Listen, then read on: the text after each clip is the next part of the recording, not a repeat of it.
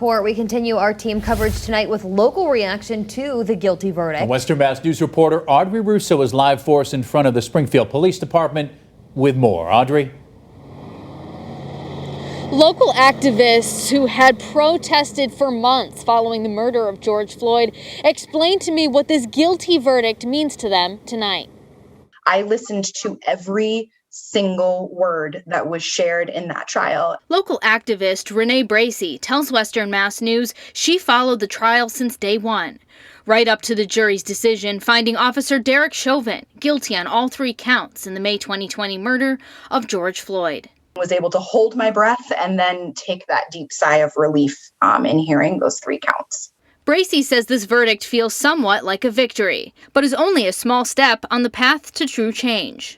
Being a person of color, raising children of color means that every moment I need to be vigilant and I need to be ready for the potential that someone isn't going to like what I look like or what my children look like, that an officer isn't going to see me as human. Governor Charlie Baker expressing his views following the verdict, saying, quote, "Nothing can reverse the pain, suffering, and agony of George Floyd's family and friends.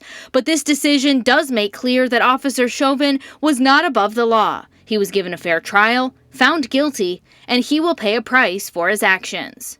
State police released a statement saying they're preparing in case of demonstrations that turn violent. They say, quote, "In light of Chauvin verdict, we have a coordinated, multi-layered, scalable plan to protect people's safety, property, and rights of assembly/free speech. We will adjust as needed to ensure all can exercise their rights safely and securely without infringing upon rights of others."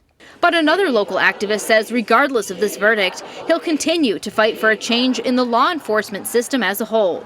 He shared his goals of Northampton abolition now with Western Mass News. Defund the police in this year by 50% in order to fund alternatives that are outside of the police to deal with crises, to keep us safe, under the leadership of folks that have been most impacted by policing. Bracey says one big takeaway, the video of George Floyd's death played a crucial role in the verdict nearly a year later. What we can do is we can record and we can share our story and we can share it as loudly as we need to until everyone hears us.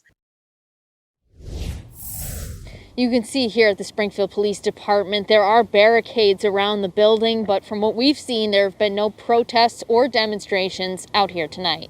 Live in Springfield, Audrey Russo for Western Mass News.